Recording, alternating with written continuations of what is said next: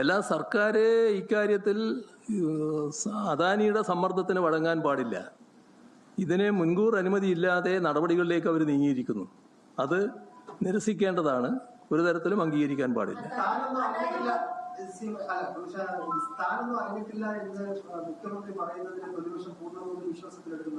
ഞാൻ പറഞ്ഞതിലെല്ലാം ഉണ്ടല്ലോ. ഞാൻ പറഞ്ഞല്ലോ കൃത്യമായിട്ട്. അതായത് ഇത്തരം ഇതുപോലൊരു കമ്പനി ഈ നടപടികളിലേക്ക് നീങ്ങി എന്നിപ്പോൾ വ്യക്തമായിരിക്കുന്നു. അത് തീർത്തും വ്യവസ്ഥകൾക്ക് വിരുദ്ധമായിട്ടാണ്. ആ വ്യവസ്ഥകൾക്ക് വിരുദ്ധമായി നീങ്ങാൻ എങ്ങനെ ധൈര്യം കിട്ടി? അപ്പോൾ ഏതോ തരത്തിൽ നടക്കാൻ പാടില്ലാത്ത എന്തോ കാര്യങ്ങൾ നടന്നിട്ടുണ്ട്. അത് അത്രയും കാര്യങ്ങൾ ഞാൻ പറഞ്ഞല്ലോ.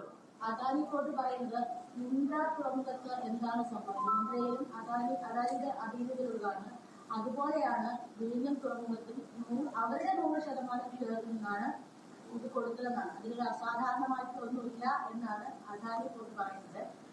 ഇതിപ്പോ സെബി അംഗീകാരം കൊടുത്തിട്ടുണ്ട്. ഈ നിയമങ്ങളിൽ സാങ്കേതികത്വം മാത്രമേ ഉള്ളൂ. അപ്പോ അവരുടെ ഈ ഷെയറിൽ നിന്ന് കൊടുക്കുന്നതിന് എന്താണ് തടസ്സം? മുദ്ര കമ്പനി എന്ന് പറയുന്നത് അവരുടെ സ്വന്തം കമ്പനിയാണ്. ഇനി ഞാൻ പറയട്ടെ.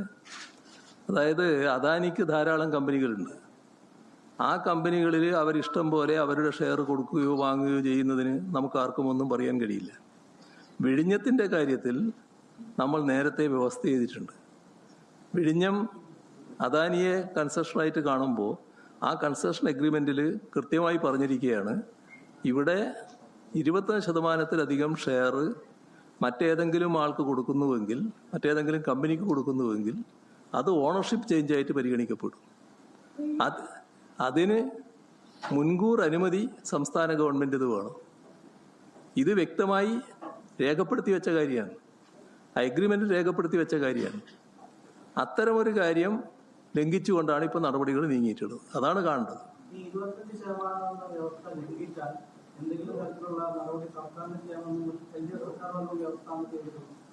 അല്ല, LDF സർക്കാരിൻ്റെ മുമ്പ് തന്നെ ഇത്തരം അഗ്രിമെന്റുകളൊക്കെ വന്നിട്ടുണ്ടല്ലോ.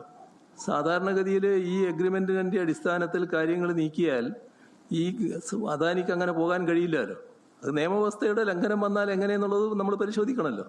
ഈ കുത്തകവൽക്കരണത്തിന്റെ കാര്യം പറഞ്ഞല്ലോ. ഇപ്പൊ ഈ MSC അവിടെ 1000-ലധികം കപ്പലുകൾ വന്നു. അതിന് 1000-ഓളം കപ്പലുകൾ MSCയുടേതാണ്. അപ്പോൾ ഓൾറെഡി അവിടെ അങ്ങനെ ഒരു കുത്തകവൽക്കരണം അവർ നടത്തിക്കൊണ്ടിരിക്കുകയല്ലായിരുന്നു.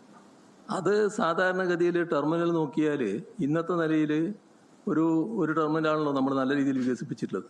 എന്നാൽ ഘട്ടം ഘട്ടമായിട്ട് ഇത് വികസിപ്പിക്കാൻ പോവുകയാണല്ലോ. ആ ഘട്ടം ഘട്ടമായി വികസിപ്പിക്കുമ്പോൾ അതിൻ്റെ അടിസ്ഥാനത്തിൽ വലിയ കമ്പനികൾക്ക് ഇവിടെ വരാൻ സാധിക്കും.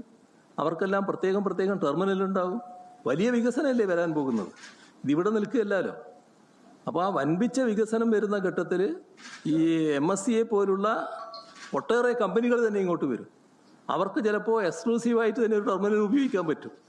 അങ്ങനെയെല്ലാമുള്ള സാധ്യതകളിലേക്കാണ് വിഴിഞ്ഞം പോകുന്നത്. അത് മുഴുവൻ തടയപ്പെടുന്ന അവസ്ഥയാണ് ഇവിടെ ഉണ്ടാകുക. അതാണ് പ്രശ്നം. MSC പോലുള്ള കമ്പനി ഈ വിദേശ നിക്ഷേപം നടത്തുന്നതിനകത്ത് ഏതെങ്കിലും തരത്തിലുള്ള എതിർപ്പ് പ്രതിപക്ഷത്തിലുണ്ടോ? അല്ല, ഇവിടെ പ്രശ്നം അദാനി ഗ്രൂപ്പുമായിട്ടുള്ള കരാറാണ്. MSC നമ്മുടെ ചിത്രത്തിലില്ല. MSC ആയിട്ടുള്ള പ്രശ്നമല്ല ഇത് ഉന്നയിക്കുന്നത്. MSCക്കെതിരെ സർക്കാർ ഒരു കേസുണ്ടല്ലോ, അത് നിങ്ങൾക്കറിയാലോ. മറ്റേ അപകടം ഉണ്ടായതിനെ പറ്റിയുള്ള കേസ് നിലനിൽക്കുന്നുണ്ടല്ലോ. അത് നിലനിൽക്കുന്നതും അത് പരിഹാരം കാണേണ്ട കാര്യമാണ്. അത് വേറെ.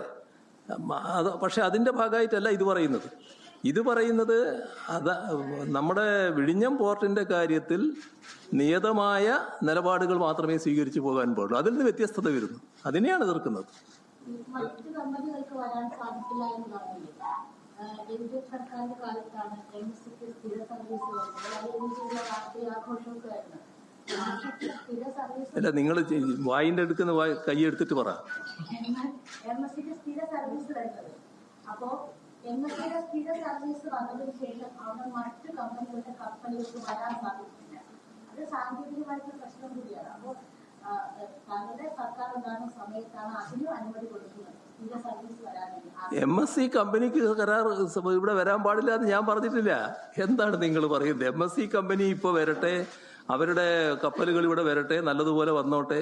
പക്ഷെ നമ്മൾ കാണേണ്ടത് MSC കമ്പനി മാത്രമല്ല ലോകത്ത് വലിയ കപ്പൽ കമ്പനി. ലോകത്ത് ലോകത്തുള്ള അത് ഞാൻ നേരത്തെ പറഞ്ഞല്ലോ, നമുക്കിപ്പോൾ ഉള്ള ടെർമിനൽ, വികസിപ്പിച്ച ടെർമിനൽ അത്രയേ ഉള്ളൂ. എന്നാൽ നമ്മൾ അവിടെ നിൽക്കാനല്ല പോകുന്നത്. ഭാവിയിൽ മറ്റ് ടെർമിനലുകൾ നമ്മൾ വികസിപ്പിക്കും. അതിനുള്ള പരിപാടികളാണ് ഇപ്പൊ തന്നെ ആവിഷ്കരിച്ചിട്ടുള്ളത്. അതാണ് അദാനി അടക്കം സമ്മതിച്ചിട്ടുള്ള കാര്യവും. അതിൽ നിന്ന് മാറിപ്പോകുന്ന കാര്യമാണ് ഞാൻ പറഞ്ഞത്. മറ്റു കാര്യം കശുവണ്ടി കോർപ്പറേഷൻ അഴിമതി കേസിൽ ഇപ്പോൾ വി.ഡി. സതീശൻ സർക്കാർ ആർ ചന്ദ്രശേഖരൻ പ്രോസിക്യൂട്ടീവിന് അനുമതി കൊടുത്തിട്ടുണ്ട്. താങ്കളുടെ സർക്കാർ അത് 3 തവണ അനുമതി കൊടുക്കാതിരുന്നതാണ്. അപ്പോൾ അത് അഴിമതിയാണെന്ന് കണ്ടുകൊണ്ടാണ് ഇപ്പോൾ വി.ഡി. സതീശൻ സർക്കാർ കൊടുത്തത്. എന്തുകൊണ്ടാണ് അന്ന് LDF കൊടുക്കാതിരുന്നത്? ഞങ്ങൾ അന്നത്തെ ഘട്ടത്തിൽ അത് കൊടുക്കേണ്ടതില്ല എന്നാണ് തീരുമാനിച്ചിരുന്നത്. അതിപ്പോ ഇവർ കൊടുത്തല്ലോ, അത് നടക്കട്ടെ. പ്രതിഷേധമായി 3 സംഭവങ്ങൾ, അതായത് ലിക്കർ ടാക്സ് റിബേറ്റ്, പിന്നെ നമ്മുടെ കരിമണൽ പ്രൈവറ്റൈസേഷൻ, മൂന്നാമത്തത് ബിരിയാണി. ഒരു വലിയ ഓർഗനൈസ്ഡ് കറപ്ഷൻ അഴിമതിയാണ് ഇതിന് പിന്നിലെന്നാണ് പ്രതിപക്ഷത്തിന് പ്രധാന ആരോപണം. ഇതൊന്നും സതുദ്ദേശത്തോടെയുള്ളതാണെന്ന് കാണാൻ പറ്റില്ല. അതാണ് വലിയ തോതിലുള്ള അഴിമതിക്കുള്ള സാധ്യതയാണ് ഇതിൻ്റെ എല്ലാം പിന്നിലുള്ളത്. അതിൽ ബന്ധപ്പെട്ട കാര്യങ്ങളിലെല്ലാം വല്ലാത്ത ദുരൂഹത നിലനിൽക്കുകയാണ്. അതാണ് നാം കാണേണ്ടത്. ഈ മദ്യവിഷയത്തിൽ സഭയിലെ പ്രതിപക്ഷ നിലപാട് പറഞ്ഞു വന്നപ്പോൾ വിശദീകരിക്കുകയും ചെയ്തു. സഭയ്ക്ക് പുറത്തേക്ക് അത് സമരരൂപത്തിലേക്ക് മാറുന്നുണ്ടോ? എങ്ങനെയാണ് സർക്കാർ നടപടി മുന്നോട്ട് പോവുകയാണ്? ഒക്കെ വെക്കുമെന്ന് കണ്ടറിയണം. ഏതായാലും എങ്ങനെയാണ് പ്രതിപക്ഷം ഇത് അംഗീകരിക്കാൻ കഴിയില്ല എന്ന് ഇന്നലെ തന്നെ പറഞ്ഞു കഴിഞ്ഞിട്ടുണ്ട്. അംഗീകരിക്കാൻ കഴിയില്ല എന്ന് പറയുന്നതിന്റെ അർത്ഥം ഇതിനെതിരെയുള്ള ശക്തമായ നടപടികൾ പ്രതിപക്ഷത്തിന്റെ ഭാഗത്ത് ഉണ്ടാകുമെന്ന് തന്നെയാണ്. അതിന്റെ കാര്യങ്ങൾ മറ്റു തരത്തിൽ ആലോചിക്കും. സർക്കാരിന്റെ കാലത്ത് ഈ മദ്യവുമായി ബന്ധപ്പെട്ട് മദ്യ ബാറുകൾ കൊടുക്കുന്നു, അങ്ങനെയൊക്കെ വരുമ്പോൾ ഏറ്റവും കൂടുതൽ എതിർത്തിരുന്നത് ചില സമുദായ സംഘടനകൾ, ചില മത സംഘടനകളൊക്കെയായിരുന്നു. പക്ഷെ ഇപ്പോ ഈ ഒരു തീരുമാനം ഇളവ് വന്നപ്പോ വേണ്ടത്ര വീര്യത്തോടെ അവർ എതിർക്കുന്നില്ല എന്ന് തോന്നുന്നു.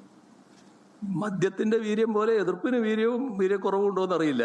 ഇവിടെ ഏതായാലും അവരും അവരുടെ ആശങ്ക വ്യക്തമാക്കിയതാണ് ഞാൻ കണ്ടത്. ഇപ്പം ആദ്യഘട്ടത്തിൽ തന്നെ ഇപ്പം ഞങ്ങൾ തന്നെ കാണിച്ചൊരു രീതിയിൽ ഒരു ഗവൺമെന്റ് പുതുതായിട്ട് വന്നു. അപ്പം ആദ്യമേ തന്നെ ശക്തമായിട്ടൊരു അഭിപ്രായത്തിലേക്ക് പോകില്ലല്ലോ. പക്ഷേ ആദ്യഘട്ടത്തിൽ തന്നെ അതുമായി ബന്ധപ്പെട്ട വിയോജിപ്പ് അവരെല്ലാം രേഖപ്പെടുത്തിയിട്ടുണ്ട്. എല്ലാവരും രേഖപ്പെടുത്തിയിട്ടുണ്ട്. പിന്നീട് തീരുമാനിക്കുന്ന വ്യവസ്ഥയിലാണ് ഇന്നലെ ബില്ല് പാസ്സായത്. അപ്പൊ ഈ വ്യവസ്ഥ പൂർണ്ണമായി മാറ്റി വെച്ചാണോ കാര്യോപദേശ സമിതി മുഖ്യമന്ത്രി അവതരിപ്പിച്ചതാണ്? അല്ല, ഈ കാര്യോപദേശ സമിതിയുടെ മുന്നിൽ വന്നത് പ്രധാനപ്പെട്ട നികുതി നിർദ്ദേശങ്ങളൊന്നും ഇല്ല എന്നുള്ള മട്ടിൽ തന്നെയാണ്.